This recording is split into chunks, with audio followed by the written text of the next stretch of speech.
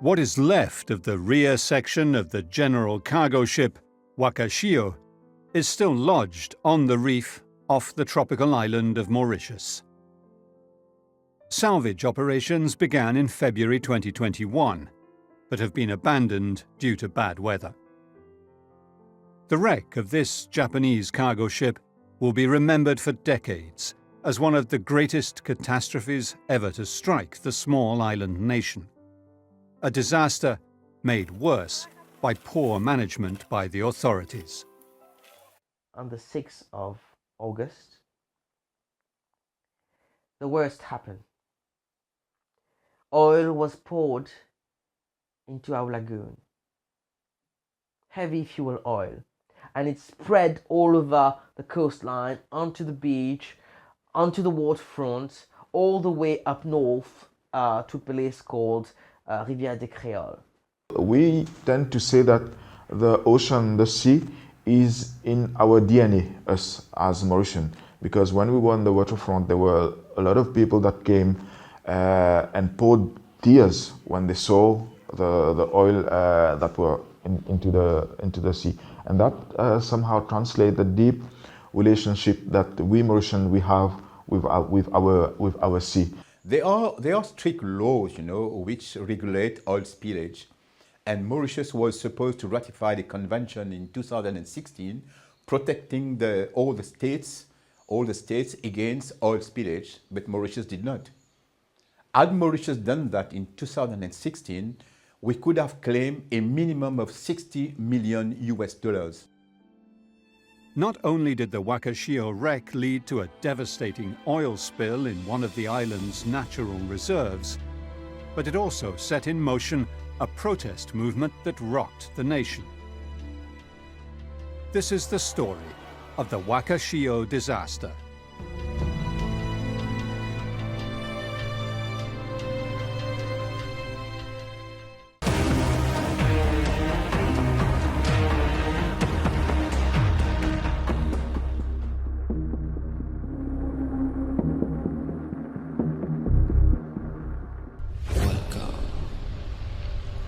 Mega News.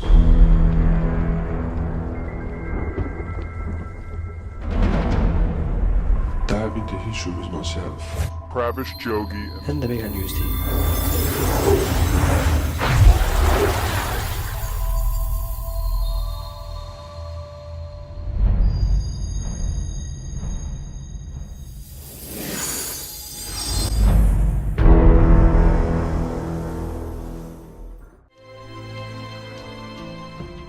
This is Mauritius, one of the world's island paradises.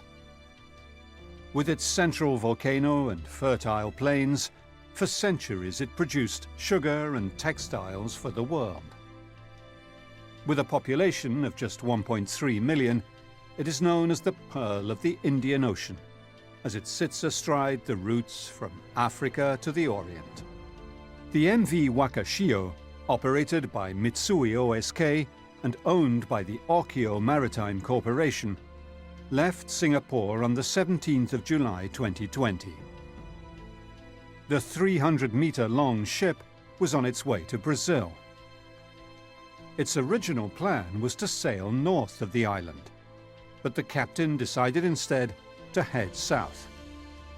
8 days later, just as the sun was setting over Mauritius, the huge cargo ship crashed into the reef of Blue Bay.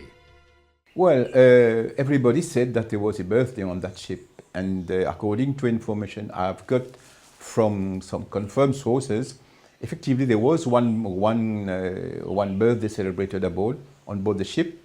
I think it was the birthday of one of the engineers, third or fourth engineer. By early morning, activist and freelance reporter Ruben Pillay was on the site. Very early the next day, on Sunday morning, I was there before sunrise. I sent out the drone and I managed to have a good look at the ship. There was no damage to it. At that point, no one could imagine that it would become such an ecological catastrophe afterwards, because the ship appeared to be in good condition. It was not broken, it was just lying there on the reefs, surrounded by water and waves crashing up against it.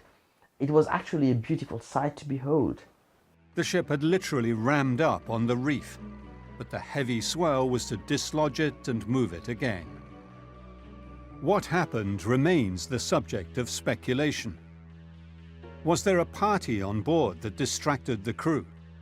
Or are there other reasons why the ship might have sailed so close to shore? Alain Malherbe is a career captain and directed his own shipping company until retirement. When you look at the actual track of the Wakashio coming towards Mauritius, you can see that effectively the vessel was closing by the coast, but it is common practice for vessels, especially when you have crew which have remained on board for unexpected contract time, to close by the shore of any country they are sailing within the vicinity, to try to have a telecommunication, a telephone network, to catch a telephone network, because all these crew, they have mobile phones with roaming facilities. So getting in touch with a shore telecom service, it's easy for them to send quickly a small message to their relatives, just to tell them that they are okay or to have some quick news. The next day, the ship was on the rocks, and the Mauritian Coast Guard began evacuating the crew. The island nation was in the throes of the COVID pandemic lockdown. In a series of inexplicably sluggish reactions, the government sent the first Coast Guard on the 29th, 4 days later, to examine the state of the ship. On the far side of the world, a phone call to Smith Salvage, one of the foremost salvage companies in the world, activated a couple of tugboats that arrived on the 31st of July, 6 days after the crash. On the 25th of July, when the Wakashio wrecked itself, there should have been booms placed all around the vessel, so that in any case of oil spillage, or potential oil spillage, at least it will be contained only around the Wakashio. But obviously this has not been done. It was not about following protocols. It was about working towards the best interest of the country. And the best interest of the country at that very moment was to have a contingency plan to prevent any oil spillage. This was not been done. I think that this was not in the mindset of the one in power. Well, the first error, which I said, the first error they made, that they did not put the boom around the ship. That was the first mistake. And the second mistake was, well, this is not really the responsibility of the Coast Guard or the Ministry of Environment, is that the salvors, they filled up the ship at the hatch number 9 with water, which increased the pressure on the stern part of the ship and which made that crack. On the 5th of August, pictures started emerging on the internet, showing that the ship had started to sink, that the waterline was very close to the topmost part of the stern, giving the impression that the rear part of the ship had started sinking a bit.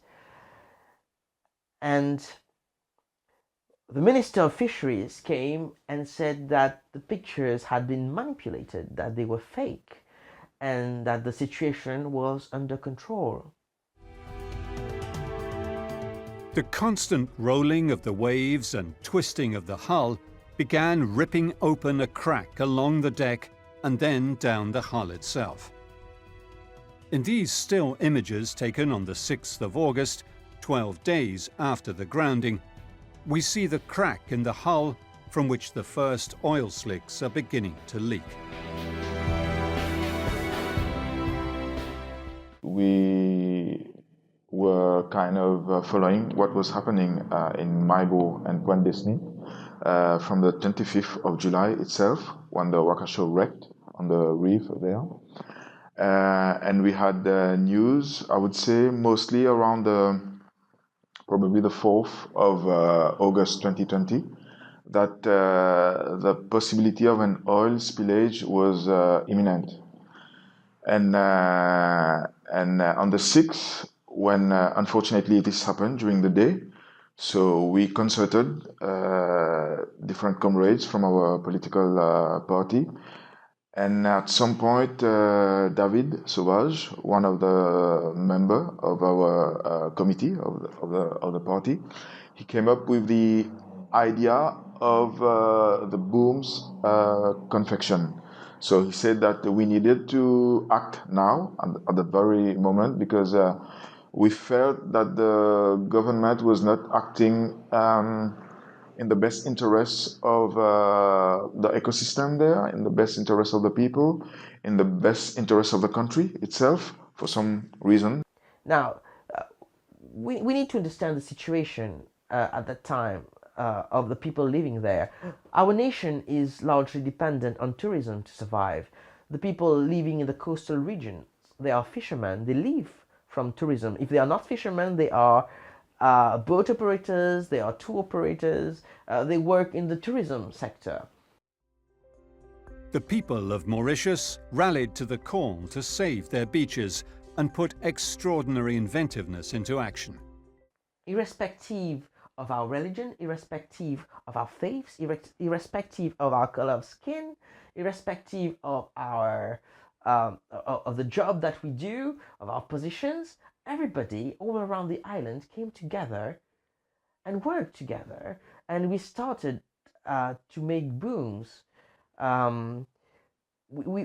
It was an initiative of a political party called Résistance et Alternative, which means resistance and alternative, and they had the idea of making a boom to stop the progression of oil slicks on the surface of the water. The booms were made out of sugarcane straw, and which is widely available here in Mauritius. And it was made also of green nets that we use on construction site, which is widely available here in Mauritius as well. And it was, so the net was stuffed with those sugarcane straw, and also with empty plastic bottles that was used as floaters.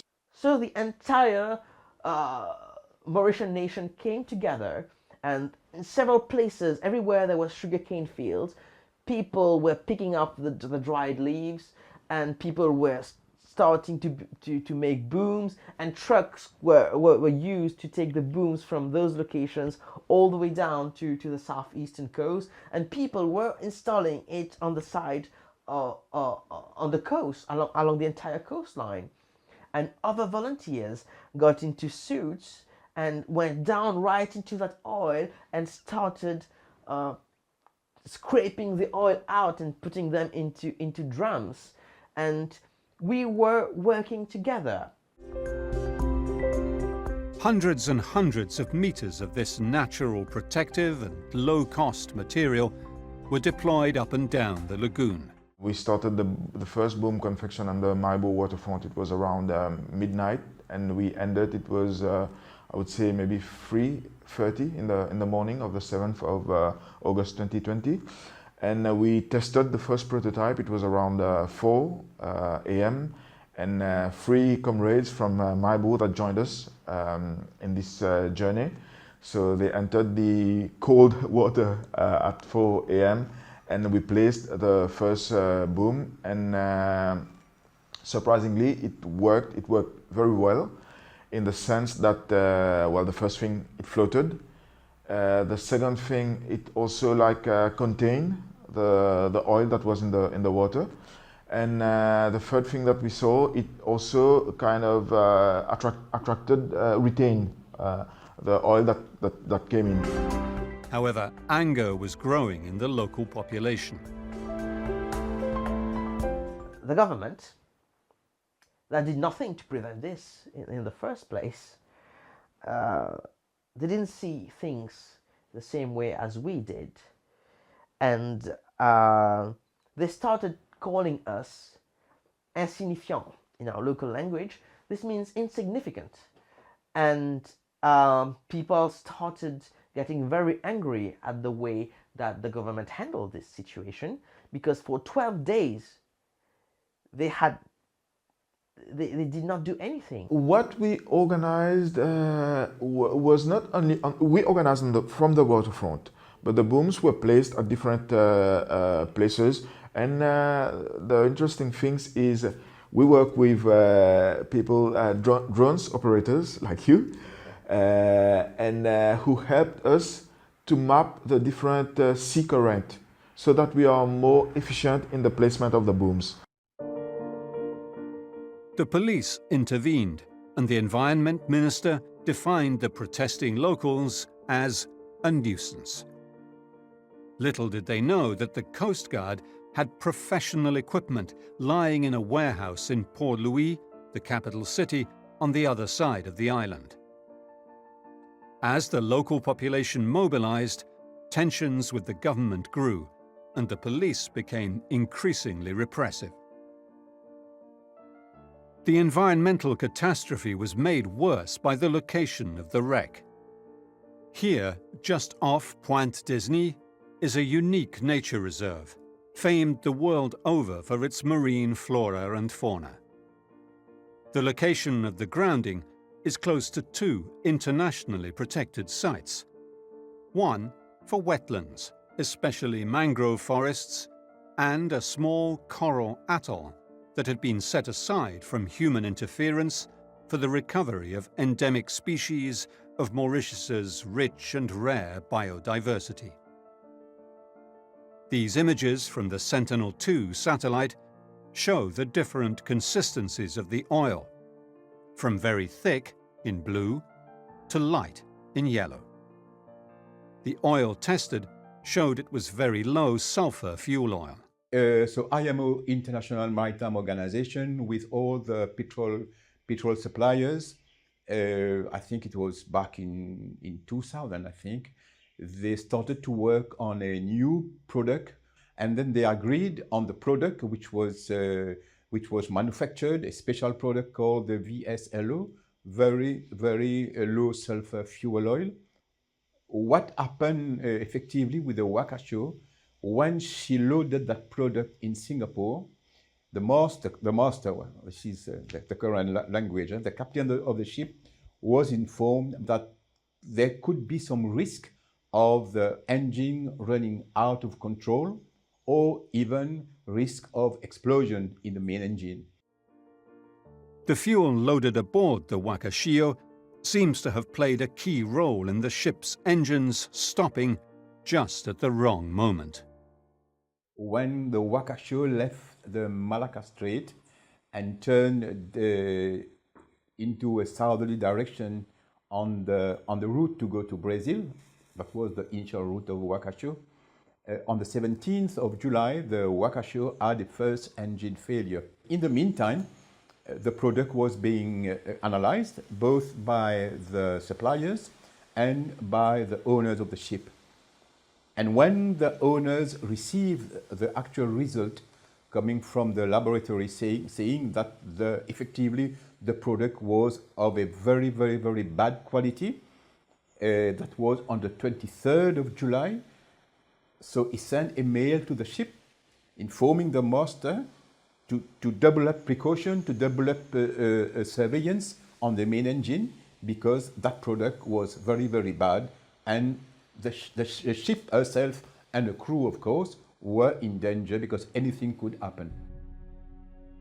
The course of the Wakashio, from the time it left the Malacca Straits headed towards Brazil, was unusual.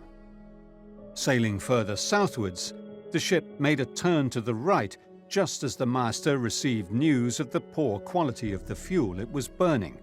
The captain of the ship said that he called the Coast Guard and he called the port control in Mauritius for assistance, that he got no reply.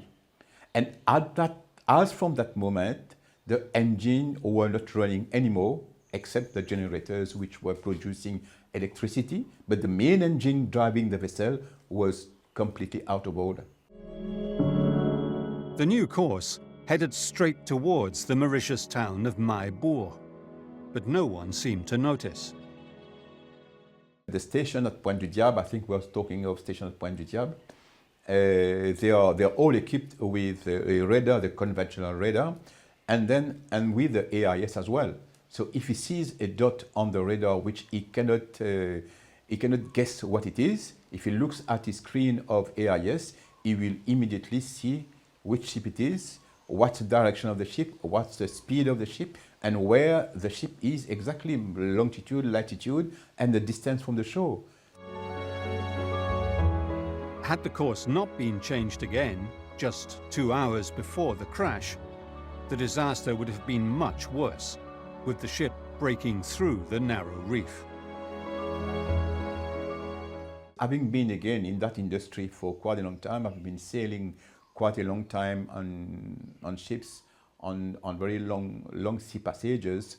I have never come across any ship's captain or ship's crew putting down their VHF radio while sailing, because we must keep in mind that a VHF radio is also a safety equipment which can save a life.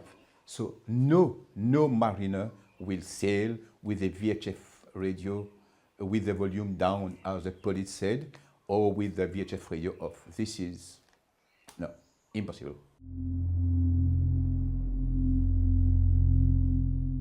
Why the Wakashio crashed into the reef of southeastern Mauritius is not the only mystery surrounding this wreck. Having been in that industry for 43 years, I can imagine that the captain thinking that better to run the ship aground if any problem arises, instead of going along the initial track towards Brazil and have an engine failure in the middle of the ocean where there would be no recourse to save them. So this, to my point of view, is one of the main reasons why the Wakashio came closer to Mauritius. When we saw that the engine went down to 0 RPM. Hey there, amazing viewers. If you enjoyed this video and want to see more awesome content, don't forget to hit that subscribe button and ring the notification bell so you never miss an update. Join our community and be part of the journey. Thanks for watching, and see you in the next video. You know very well that during July we have heavy swells and very strong winds coming from the south-southeast.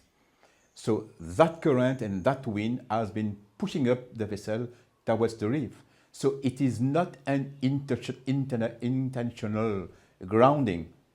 The incredible inefficiency of the Mauritian authorities is inexplicable. Experts were flown in from France and Japan, despite the whole island being quarantined, to attempt to save the situation from getting worse. By the 10th of August, the crack looked like this, and the Coast Guard helicopters were desperately trying to remove the fuel before yet more spilled into the lagoon.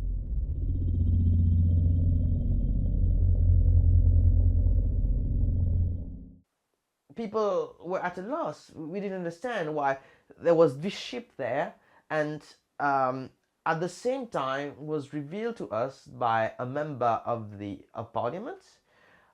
He was in the opposition party, and he published pictures of oil handling equipment that we had in the port area. So Mauritius had all this equipment, and we were supposed to have people trained to use that equipment. This was supposed to be contingencies in case such an incident, an oil spill, would happen in the port area, but they did nothing. The first thing that ought to have been done was, okay, we've got a ship that crashed there. We go out and we install booms all around the ship, so if there is any oil spill, it is contained right then and there before it reaches the coast. But they didn't do that. Why? Beats me. Nobody can explain. the government cannot explain why they didn't do anything. The wreck had settled on the reef and interrupted the natural currents in the lagoon, creating an enormous sandbank that people approaching the ship could stand on. The wreck now interfered with the geology of the lagoon too.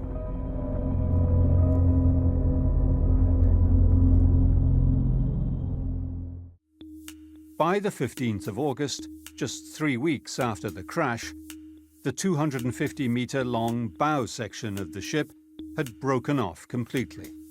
The salvors said they now had no option but to sink it offshore.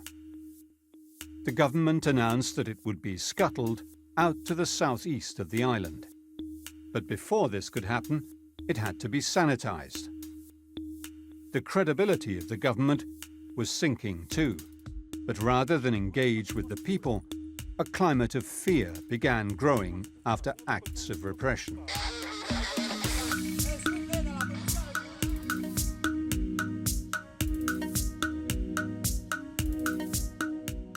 The scrap value of the ship was around approximately 400 US dollars per ton. So if you try to work on a rough estimate of that ship, if they say that there is 7,000 tons left when she cracked, when the bow was sunk, so that ship was, I think, 30,000 tons. So 23,000 tons were sunk for nothing. Now, if you multiply 23,000 tons by 400 US dollars per ton, that would have been a very good revenue for the country.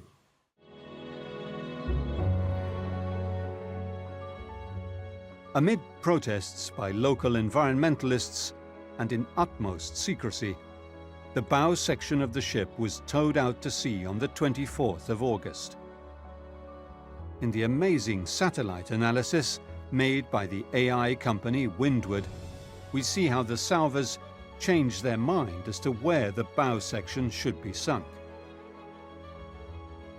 The two Smith ships, the Borka Expedition and Borka Summit, as well as the Indian Navy ship INS Nirikshak, at first towed the carcass southeastwards, as these satellite photographs show. Ruben Pillay followed in a private boat in high seas, risking life and limb.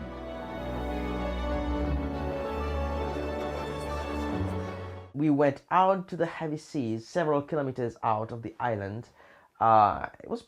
It was pretty scary, and it was very heavy waves, and the boat was going up and down. We were dumping off the crest of waves down to 3 meters, and we managed to see the actual bow of the ship being towed to the place where they've been wanting to scuttle it. The ship was eventually sunk northeast of Mauritius. According to the salvors, no explosives were used, and the bow section sank when it was filled with water. At the end of the day, it proved very difficult for them to sink that ship. They were using fire hydrants on the tugboats to throw water into the empty ship, and they filled it with water, hoping that it would sink under the weight. But for several days, it just wouldn't sink. So at some point, we're questioning. There is a question as to whether they used explosives or not to pierce a hole at the bottom of the ship so that it would sink. But we have no information on that. In the following days, Mauritians woke up to the tragic sight of dead and dying dolphins and melon-headed whales on their pristine beaches. On the 25th of August, our worst fears materialized because melon-headed whales, which are a small species of whales that closely resemble dolphins, started washing up on the shores of Mauritius. The Coast Guard and local authorities now tried to cover up the full extent of the catastrophe by hiding the remains of the dolphins and whales. But the activists scoured the coastline for the cetaceans and filmed these terrible scenes. The fishermen had been told for several hours to use a machine, a bobcat, to lift up the dolphins and put them in the truck so that the truck can go, and traces of the dolphins would have disappeared. But they didn't want that from happening. They asked me to come there, and they said, come and film, show the world what is going on in our village, show them what this government is doing. And this is what I did. I started filming, and it was then, after filming, that they agreed to lift up the dolphins and put them on the truck, and I filmed the process. But even as I was doing so, a policeman came and told me and asked me if I was of the press. I said no, and then he showed me the way out, and he said, I'm not allowed to film here. The natural disaster had now spread to the deep Indian Ocean. What had happened to cause these marine mammal deaths? Ruben Pillay decided to find out.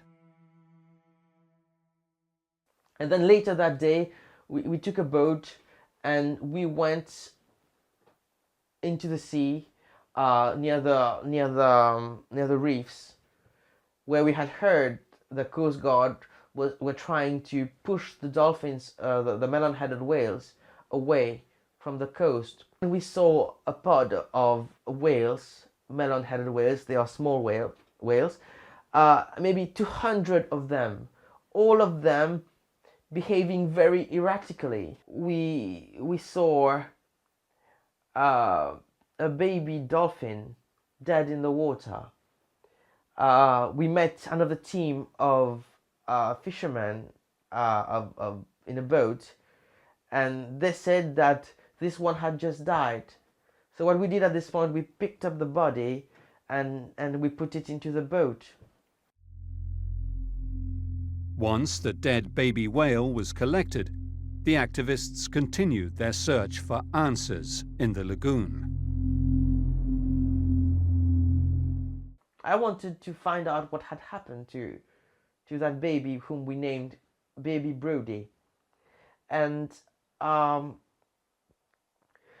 as we went further up into the sea, and we saw what the other fishermen in the other boat said was the mother of Baby Brody, and she had been accompanying the baby until the baby died, and she was in a very stressed state. She was swimming on only one flipper. Half her body was down was on the side in the water, and she was turning around in circles, and she was letting out this sorrowful sound of, it was like she was mourning. And right before our eyes, this mother died. She took upon a vertical position into the water. Only her head was out of the water, and we did not know. We were helpless. In the meantime, Ruben wanted to find out more, flying his drone up and down the coastline. The exact number of dolphins and whales that died will never be known, but at least 50 have been counted. Once again, the government attempted to cover up the extent of the disaster. And I found a fisherman who had agreed to keep Baby Brody in a freezer in his house. He was, of course, very afraid to do it. A veterinary surgeon was called in to supervise via WhatsApp an autopsy on the dolphin recovered from the Mauritian beach. What they found out was incredible. We managed to get in touch with a group of people from abroad. One guy, a French guy, who was specialized in animal necropsies. So he guided us, a team of people here, actually two people here, me and some other person who doesn't want to be named, and we cut the animal open. We were doing this through a WhatsApp call. It lasted more than 6 hours, and we did a necropsy of dead baby Brody. And before we opened up baby Brody, the man told us what we should expect to find. Ruben Pillet was looking for evidence that the death of baby Brody and dozens of cetaceans had something to do with the sinking of the bow of the Wakashio. He said that if it was an explosion that frightened the dolphin, if it was the sonar of the bathymetric survey that frightened the dolphins, their death would have been caused by rapid resurfacing, which is called a decompression sickness. And if that is the case, we would see bubbles of air on the sacs surrounding their organs in the body of the animals. And this is exactly what we saw when we opened up baby Brody. Somehow, the whales had risen to the surface too fast, causing nitrogen bubbles to form in their bloodstream. The scars on their faces show they swam into the reefs without seeing them with sonar. The government had conducted a survey, a bathymetric scan, which uses sonar in connection with the Wakashio there on the 22nd of August. And 3 days later, the melon-headed whales started washing up dead on the coast. The salvors sank the Wakashio bow not only in a whale spawning area, but also in the center of sea currents that will carry debris and pollutants in the direction of Réunion and Mauritius for decades to come. An inexplicable error. The tragedy that surrounds the Wakashio does not end here. At the end of August 2020, the Mauritian authorities decided to speed up the extraction of fuel oil from the carcass of the Wakashio's stern. One of the tugs used to tow fuel barges was the Sir Gaëtan, filmed here alongside the wreck. There was a barge that was involved in the salvage operation, and an order was given by the port authorities for a tug, an old rusted tug, the Sir Gaëtan, to go and fetch that barge. And the weather wasn't good. An accident occurred and the tugboat sank. Some people on board managed to survive, but 4 did not. The tug Sir Gaëtan is a very old tug. I don't remember her age. And everybody knows in the port, including the director of shipping, who has the power to arrest any vessel not having the adequate certificate to sail out of a port. That specific tug was an old one, badly maintained, with no certificates at all, so that tug wasn't seaworthy. So even though human beings were sent on that tug to their death.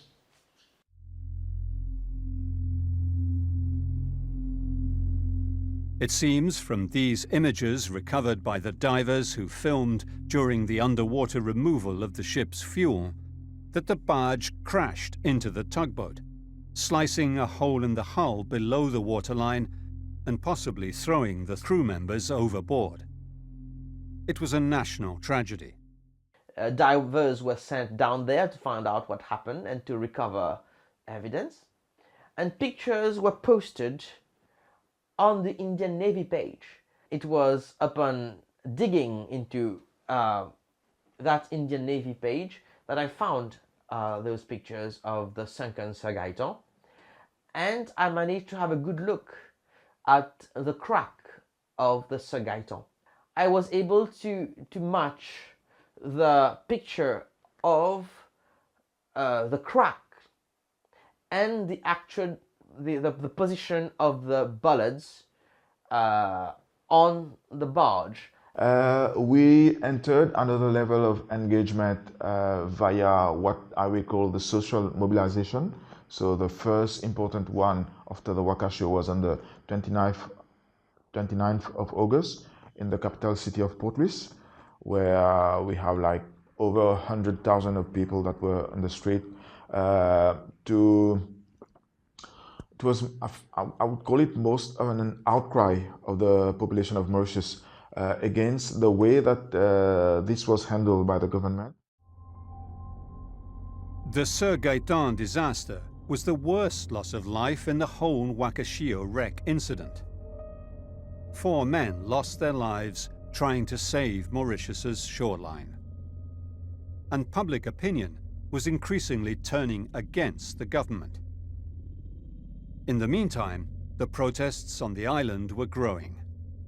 The government's lazy response to the wreck, its inability to handle the oil spill, and the slow arrest of the captain spread anger among the local population, who filled the streets of the capital, Port Louis, on the 29th of August. Under pressure from these massive protests, the government now decided to arrest the captain and investigate what had actually happened. On the 29th of August, we protested. More than 60,000 people, Mauritians, flooded the streets of Port Louis in protest against that government. Because we were not happy in the way that the Wakashio situation was dealt with. We were not happy that they sunk the front portion of the ship and caused the death of the dolphins. There were also several other issues. In November 2020, the Mauritian government appointed the Chinese salvage company Lian Yung Ang Dali Underwater Engineering to remove the wreck. But it was not until the 15th of February 2021 that they began work cutting up the stern of the ship. They brought in the crane barge Hong Bang 6, one of only 3 of its kind in the world. Initially, they said it would take three to 4 months. This is what was said. But now we are closing to 1 year now, because we are nearly end of the year, closing end of the year. So February, the Hong Bang was there. We will be February very soon. And the Wakashio is still there. So I think we are going for at least two more years.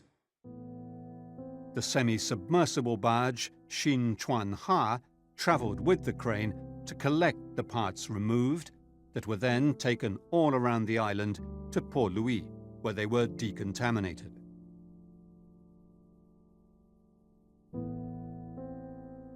The Mauritian authorities have still failed to carry out an investigation into what actually happened that fateful night.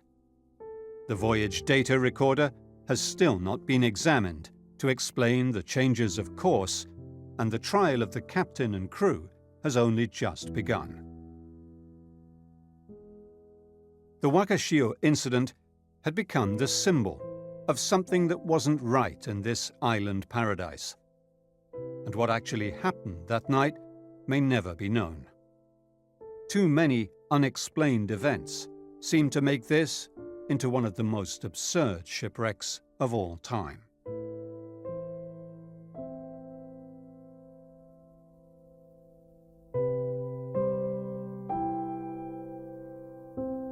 Hey there, amazing viewers!